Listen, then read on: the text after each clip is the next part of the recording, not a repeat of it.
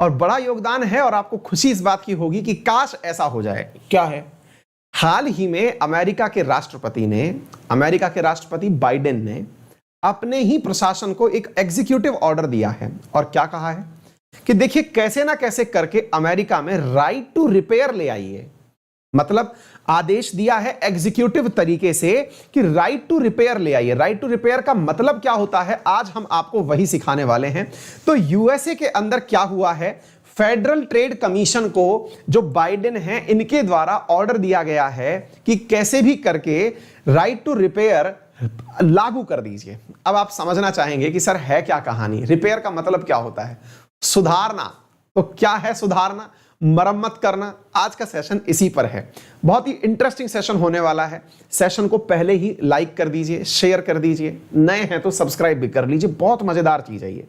क्या है साहब, सुनिए साथियों। अमेरिका में, और ये बहुत इंपॉर्टेंट भी है, और क्यों इंपॉर्टेंट है, क्योंकि ये पर्यावरण के पॉइंट ऑफ व्यू से बहुत ज्यादा इंपॉर्टेंट टाइटल है जो मैं अब पढ़ाने जा रहा हूं, है ना।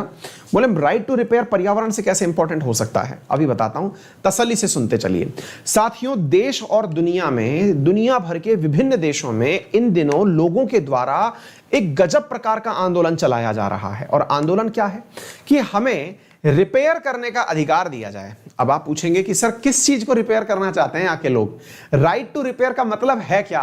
मैं बताता हूं साथियों, तसल्ली से सुनते चलिए। तो साथियों राइट टू रिपेयर यह है कि यदि आपका कोई सामान खराब हो गया है, कोई सामान खराब हो गया है, जैसे मान लीजिए कि मेरे पास वर्तमान में इस समय एप्पल का लैपटॉप रखा हुआ है। अगर इसको कुछ भी नुकसान हुआ तो इसको नुकसान के भरपाई के लिए मुझे काम करवाने के लिए केवल और केवल एप्पल के ही जो ऑथराइज सेंटर हैं वहीं जाना पड़ेगा। मैं इसका कहीं पर भी सुधार आसपास के मार्केट में नहीं करवा सकता। अगर मैं ये बोलता हूं कि मैं डेल की कोई चीज यूज कर रहा हूं, यदि मैं ये बोलता हूं कि मैं स्पेक्ट्रॉन की कोई चीज यूज कर रहा हूं, यदि मैं ये बोलता हूं कि मैं एमआई की कोई चीज यूज कर रहा हूं, या मैं ये बोलता हूं कि मैं वन प्लस की कोई चीज यूज कर रहा हूं, हो ये रहा है कि चीज अगर खराब हो गई तो आपको अल्टीमेटली वहीं जाना पड़ेगा जिस कंपनी ने उसको बनाया है, उनके ऑथराइज सेंटर पर जाना पड़ेगा। फिर क्या होता है, ऑथराइज सेंटर वाले उस पर मनमाना दाम वसूलते हैं कि भाई ये चीज खराब हुई है, इतने रुपए की डलेगी। आप में से बहुत सारे लोग ऐसे होंगे जिन्होंने एप्पल के फोन की स्क्रीन को 10-10, 15-15 हजार में भी डलवाया होगा कि भाई साहब फूट गई, अब करें क्या, क्योंकि एक ही जगह मिलती है। अच्छा, लेकिन अब अमेरिका जैसी जगह पर मांग क्या चल रही है? मांग ये चल रही है कि कंपनी, जो बड़ी बड़ी टेक्निकल कंपनी है, चाहे गूगल हो, चाहे एप्पल हो, चाहे माइक्रोसॉफ्ट हो, कोई सी भी बड़ी बिग जाइंट कंपनी जो है, वो सामान के साथ साथ में ये भी डिस्क्रिप्शन दे कि अगर सामान खराब हो गया तो इसे सुधारना कैसे है। भाई साहब अल्टीमेट चीज है। अगर आप इस बात को समझ गए तो आनंद आ जाएगा। सवाल क्या है कि सभी जगह आंदोलन इस बात का चल रहा है कि अगर सामान खराब हो गया तो इसे सुधारना कैसे है, इसके बारे में जानकारी दी जाए। आप पूछेंगे तो सर ये तो अच्छी बात की बात है, इसमें क्या दिक्कत है? मैंने कहा भाई साहब दिक्कत यह है कि ये बड़ी कंपनियां, चाहे एप्पल हो, चाहे टेस्ला हो, चाहे माइक्रोसॉफ्ट हो, ये बड़ी कंपनियां तैयार ही नहीं हो रही हैं इस जानकारी को देने के लिए। अब आप पूछेंगे सर इसमें कौन सी गणित है, ये तो बहुत सीधी सी बात लग रही है, मतलब सही बात है, देनी चाहिए ये तो। भाई गणित इसमें यह है, उन कंपनियों का कहना है कि अगर किसी को हमने सुधारना सिखा दिया कि चीज बिगड़ी हुई है तो कैसे सुधरेगी, तो एक प्रकार से हमने अपना इंटेलेक्चुअल प्रॉपर्टी, जो हमारी बौद्धिक संपदा है, जिससे हमने उस चीज का विकास किया है, वो किसी को मुफ्त में देने जैसा हो जाएगा। यह हाल तो हम नहीं कर पाएंगे इस काम को। फिर आप पूछेंगे सर वो भी अपनी जगह सही है, फिर लोग अपनी जगह गलत कैसे हो सकते हैं? लोग भी तो सही होंगे, लोगों का मानना क्या है? अब ध्यान से सुनिए, यहां से आगे होता है एक बड़ा एंगल। बड़ा एंगल क्या है, अब आप उसको समझें और यहां से आज राइट टू रिपेयर सुने। साथियों आप में से बहुत सारे लोगों ने अपने शहर में, अपने आसपास की जगह पर कहीं आते जाते इस प्रकार का कचरे का बड़ा ढेर देखा होगा। निश्चित ही इस प्रकार का प्लास्टिक मटेरियल आपने ढेरों में, पहाड़ों में बना देखा होगा। आप लोगों ने अपने अपने शहरों में भी देखा होगा। बोले हां सर बिल्कुल देखा है। इनमें क्या होता है साथियों, असल में होता क्या है, आप में से बहुत सारे लोगों ने, चलो हाँ ये तो ढेर की बात तो मैं अलग करता हूं, एक बात और बताता हूं आपको। आप में से बहुत सारे लोगों ने देखा होगा कि आप लोग जब एमआई का फोन यूज करते हैं या किसी का भी फोन आप यूज कर लीजिए, फोन मुश्किल से 1 साल या 2 साल तो सही से चलता है। ऐसे चलता है जैसे मतलब कि भाई साहब उसके अंदर कोई जीवात्मा है, पता नहीं कैसे ही चल रहा है वो, उसकी मदरबोर्ड भी बेहतरीन काम कर रही होती है।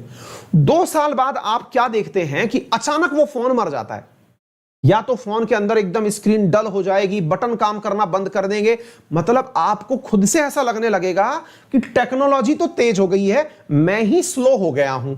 और इसको ध्यान में रखते हुए आप खुद क्या मानते हैं, यार ये फोन अब काम का नहीं बचा, इस फोन को हमें बंद कर देना चाहिए, है ना, होता है ना।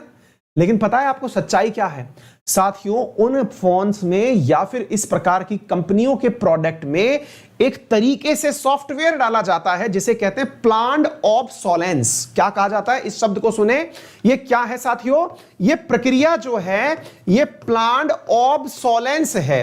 अब देखिए स्पेलिंग जो है इस पर ज्यादा नहीं जाइएगा।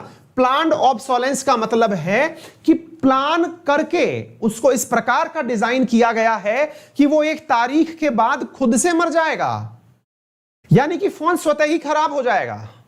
और इतना ही नहीं, आप कोई सा भी इलेक्ट्रॉनिक गैजेट उठाइए, उसकी एक लाइफ टाइम है, और लाइफ टाइम के भीतर भीतर आप पूछेंगे तो सर ऐसे तो सारी डिवाइस खराब होंगी ही क्योंकि पुरानी हो गई। अच्छा बेटा, क्या आपने उस पर बर्तन रगड़े थे, कि आपने उससे कपड़े धोए थे, आपका मुश्किल से फोन उठाने भर का काम था, रखे रखे खराब कैसे हो गया?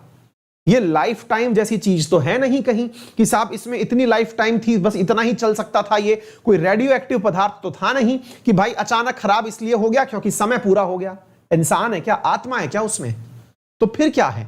तो दादा बात ये है कि ये जितनी भी चीजें हैं इनमें प्लान्ड ऑब्सोलेंस है, यानी कि ये अपने आप एक नियत समय के बाद खराब होंगी, और नियत समय के बाद खराब होंगी ऐसा इन कंपनियों के द्वारा माल यूज किया जाता है कि ये खराब हो जाएंगी। फिर लोग क्या डिमांड कर रहे हैं, लोग कह रहे हैं कि आप लोग ये जो काम कर रहे हैं इससे पर्यावरण में इस प्रकार का कचरा इकट्ठा होता चला जा रहा है। चूंकि यह एक इलेक्ट्रॉनिक डिवाइस है, इलेक्ट्रॉनिक डिवाइस अगर खराब हो जाएगी, मैं गारंटी से कह सकता हूं कि साथियों आप में से एक विद्यार्थी हैं कृष चतुर्वेदी करके, वो लिख रहे हैं कि ऐसा कुछ नहीं होता। कृष, मुझे आपकी बात बहुत पसंद आई और इतनी समझ में आई कि आप मतलब मन कर रहा है कि आपको सह सम्मान अगर मिल जाए तो गले में माला डाल दूं, क्योंकि आपने बाइडेन को गलत प्रूव कर दिया, यूके को गलत प्रूव कर दिया, अमेजन को गलत प्रूव कर दिया, है ना, आपने बड़ी बड़ी कंपनियों को गलत प्रूव कर दिया। बहुत बढ़िया। ये थोड़ी है हमारे साथ ना कि हमको लगता है कि दुनिया में हमें कोई नहीं जानता, तो मन में आ रहा है जो भी जो है बक दो।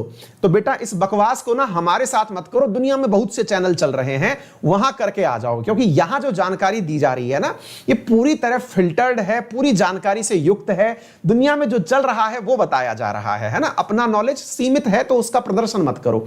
तो अब क्या है साथियों, हुआ ये कि अब इन कंपनियों से कहा गया कि अगर आपका सामान खराब होता है तो ये वेस्ट बन जाएगा, और इलेक्ट्रॉनिक पदार्थ से अगर वेस्ट क्रिएट हुआ तो इसे कहा जाता है ई वेस्ट। क्या कहा जाता है? ई वेस्ट। यानी ये जो कचरा आप देख रहे हैं जो कि किससे बना है? इलेक्ट्रॉनिक पदार्थ से। मैं गारंटी से कह सकता हूं साथियों, आपके घर में कचरा पड़ा है, आप नोटिस करिए, आज मैं आपको टास्क देता हूं और आप खुद से मुझे बता दीजिए, एवरेज मेरे हर स्टूडेंट के घर में कम से कम एक तो फोन ऐसा पड़ा ही होगा जो यूजलेस है, जो काम में ही नहीं आ रहा है, पुराना हो गया है। ऐसे ही आपके घर में एक ना एक पुरानी टीवी, एक ना एक पुराना रेडियो, कुछ ना कुछ पुराना इलेक्ट्रॉनिक जरूर पड़ा होगा।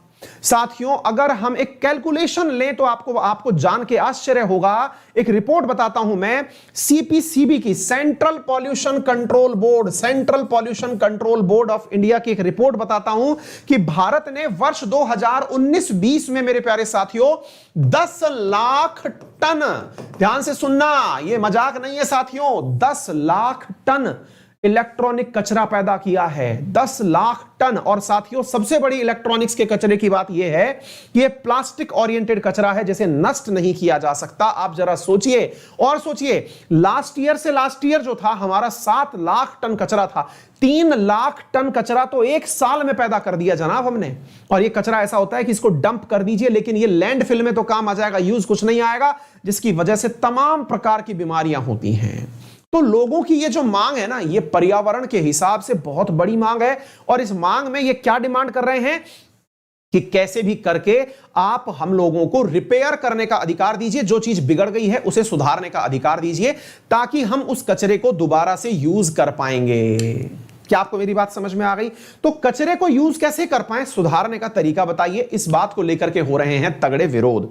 अब आप पूछेंगे कि सर अगर कोई चीज खराब नहीं है तो उसको सही करने के लिए रिपेयर करने का अधिकार दीजिए, जिससे कि हम अच्छे से चीजों को रिसाइकल कर पाएंगे, यूज कर पाएंगे, पैसे बचा पाएंगे, और तो और हम लोग इंजीनियरिंग सीख पाएंगे और इसकी वजह से हम पूरे अर्थ को बचा पाएंगे। तो कॉज तो नोबल है। और साथियों यही कारण है कि यूएस, यूके, तमाम प्रकार के यूरोपियन देश अब कहीं ना कहीं अपने कानूनों में राइट टू रिपेयर लेके आ रहे हैं। और इसका जीवंत उदाहरण क्या है? अमेरिका के बाइडेन प्रशासन के द्वारा फेडरल ट्रेड कमीशन को दिया गया एक एग्जीक्यूटिव ऑर्डर, जिसमें उन्होंने कहा है कि देश में व्यापार कर रही बड़ी कंपनियों से कहिए कि वो अपने साथ में अब एक परफॉर्मा भी लिख करके भेजें कि अगर ये सामान खराब हो गया तो ये सुधरेगा कैसे, और सुधरने के लिए ये ऑथराइज सेंटर पर नहीं कहीं पर भी सुधरेगा। अब आप पूछेंगे सर अगर कहीं पर भी सुधरेगा तो क्या होगा?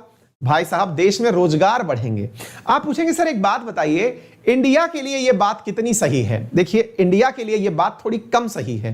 कारण क्या है कि इंडिया में ऑलरेडी जुगाड़ टेक्नोलॉजी चलती है। जुगाड़ टेक्नोलॉजी चलती है का मतलब यह हुआ कि अगर आपका कोई भी सामान, चाहे एप्पल का हो, चाहे कोई सा भी कंपनी का सामान हो, खराब हुआ है, पता है कि उसमें 10,000 रुपए लगेंगे, आप दिल्ली जाइए, आराम से 2,000 रुपए में, 3,000 रुपए में आप उसे सही करा के ले आइए।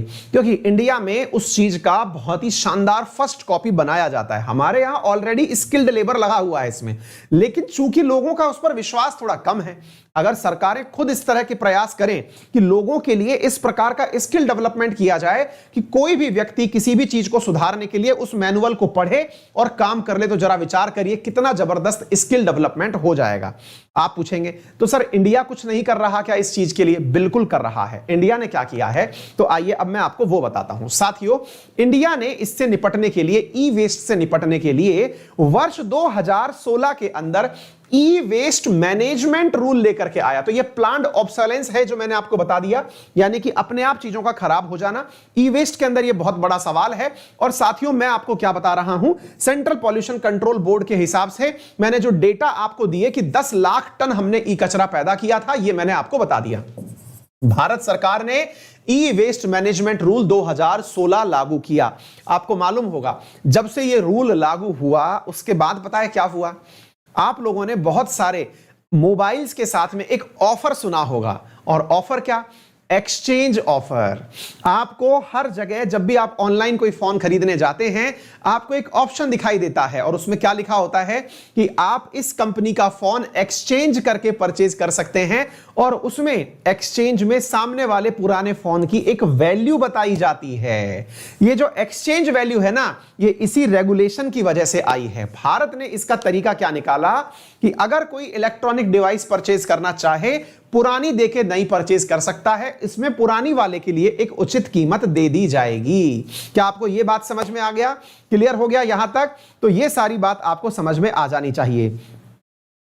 हाँ भाई टेक्निकल बिल्कुल बताएंगे सर, हिंदी में भी बड़ा वाला क्वेश्चन दे दिया कीजिए। बेटा पांचाल में हिंदी में समझा दूंगा, ठीक है ना?